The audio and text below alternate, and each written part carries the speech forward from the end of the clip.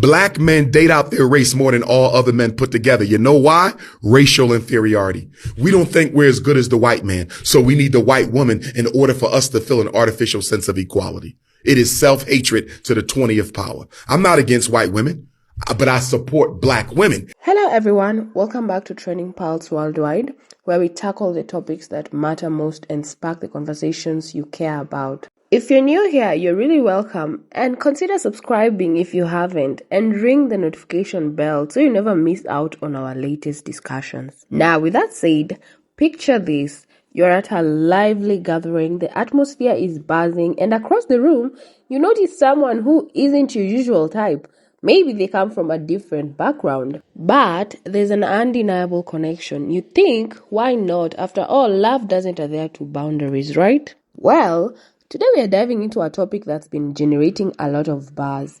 Why are black men choosing to date outside their race? Well, this is a very sensitive issue, and it's influenced by personal experiences, societal dynamics, and evolving perspectives on relationships. And in recent years, there's been a noticeable trend on black men entering interracial relationships.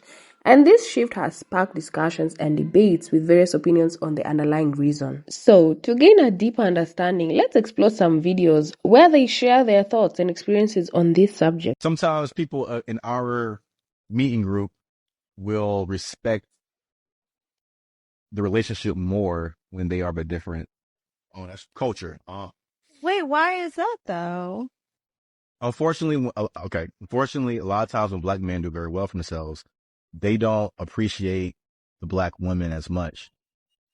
But then they get a white girl, and all of a sudden, they're now faithful, they in the mall holding hands. Well, I hate to say it, but it's probably because the white woman is probably doing more. Somebody please tell Dr. Umar Johnson that black men in the UK are not going to be listening to his advice or his way of life when he's telling them to stay away from white women and to stick to black women. That is not going to happen. Black men in the UK are heavily dependent on the economic security that white women provide. Black men in the UK get into relationships with women. I'm talking about adult men, not teenagers who still live at their mum's house and don't have life pressures on them. I'm talking about adult black men in the UK get into relationships with women to find a place to live for free and to find a place where they haven't got to pay bills. That's why black men in the UK are in relationships with white women on mass amounts, on mass levels.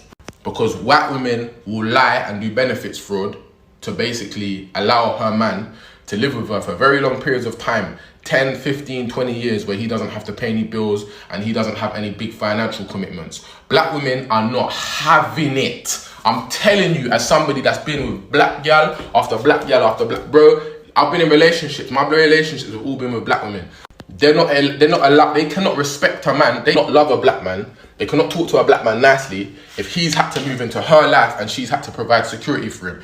It will run out very quickly. He won't get longer than 12 months in that kind of situation. So when Dr. Umar Johnson is saying to black men, you need to stick with black women, he needs to go beneath the layer and start talking about black men's mentality and black men's attitude towards economics and towards family economics, basically. I think most black men look outside their race for a partner because they feel any other race is more easy to live with than black women. Think about the stereotypes black women have had for the longest. We're known for being the loud, bitter, ghetto baby mamas, ratchet, hood, all of that. And a lot of black women also don't want to submit to a man. It's very unfortunate, but a lot of black women also haven't had their fathers in the home. This leads single mothers to grow up their daughters having that mindset of the strong, independent black woman. The one who doesn't need any help, the one who's dominant, the one that is strong and feels like she can do everything on her own. And though there's nothing wrong with being strong, a lot of black women equate being strong to being loud, being assertive, being the dominant one. And no man, especially the black man, wants to be in a relationship with a woman with that mindset. The black man has been put down for years and years and years. He goes out every day fighting for his family. He doesn't want to come back home to fight round 2 with his wife. At the end of the day, our black men are kings, and we just really have to treat them with the respect and love that they deserve. Because I guarantee you could turn on your TV right now and the world's not doing it. I was listening to this theory, and I was trying to see what you think, if there's something to it. They say that's also the reason why you see a lot of black men in interracial relationships, not because they don't like black women or black women. They're running from their mother. They're running from their sister. They running from the black girl who they used to like in school, that was more charismatic than him and could talk loud. He's running from that. Typically black men, include myself, who date outside the race. Nigga, we looking for something weaker, not something stronger. We ain't running to strength. We running for what we perceive is to be easy to get along with. We running from understanding. We just running for something easy to get along with. A lot of black men who went to a PWI would like what they grew up with. So you can't crucify black men for saying, "Oh, I only want to be with white women." Well, think about, did they only grow up with white women around? Right. So yeah, that's what they're going to be attracted to. Hopefully they move out and, experience other cultures and other races. Yeah. But that could be a major factor. So I'm going to join the conversation of why African-American men begin to date Caucasian women, and why African-American women may be upset about that. First off, I just want to say that I am pro-choice. If that's what you choose to do, then you do you. I often have conversations with all type of men. Black men, white men, just a conversation, just so I can understand how they think or just get their perspective on things. So what they say is black women nag. They are ratchet. They want to argue. And a man just wants to lay his hat where he find peace. That means he just wants to be in a peaceful place. But some African American women said, "You don't bring no peace to my household, so why would I give you peace?" Makes sense to me. So with us all being said, it is per the individual. It's pro your choices. I would date a Caucasian man. I would date a Hispanic man. I will date whoever brings me happiness and whoever treats me right. It ain't about race to me. I just think it upsets African American women when we see an African American man turn to a Caucasian woman. Why? If she, as a white woman, is making him happy, fulfilling his needs, all that, then I'm happy for this African American man. So it would make you want to turn and look in the mirror to see what are you doing wrong as to how you cannot please this man. And the same thing is if an African American man came at me about dating a Caucasian man, this man is making me happy. He's fulfilling my needs and he is treating me right. So it makes you look in the mirror to see what were you doing wrong to where you couldn't keep me happy like he did. It's all about self-reflection in my mind.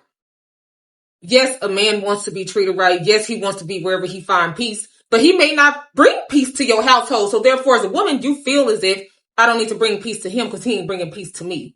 Alright, let's dive into this. There's this argument that some black men date outside the race because they feel like black women are too strong, or again, too independent, or just not submissive enough. And I get it, some people want more traditional gender roles, where the woman is seen as more passive or submissive. But here's the thing, there's absolutely nothing wrong with a woman knowing her worth, standing her ground, and expecting respect. In fact, that's exactly what every woman, regardless of race, deserves in a relationship. But for some men, they look at that strength and independence as a challenge, thinking it means there's no room for them to lead or take charge. And they want a partner who's easier to deal with or someone they can mold into what they envision. But relationships should be about balance and not dominance. And just because a woman is strong doesn't mean she's not capable of being loving, supportive, or even submissive when the time is right. It's all about mutual respect. Another big reason some black men date outside the race comes down to where they grew up. Now, let's say this. If a black man was raised in a predominantly white setting or multicultural areas, chances are most of these women around him were not black. So when it comes to dating, he naturally gravitates towards what he's familiar with. And it's not necessarily about rejecting black women, it's just that his dating pool has always been different. Finally, here is where I stand. Preferences are fine, and people should be able to date whoever they connect with. But what isn't fine is putting down black women in the process. And if you prefer to date outside your race, that's totally cool.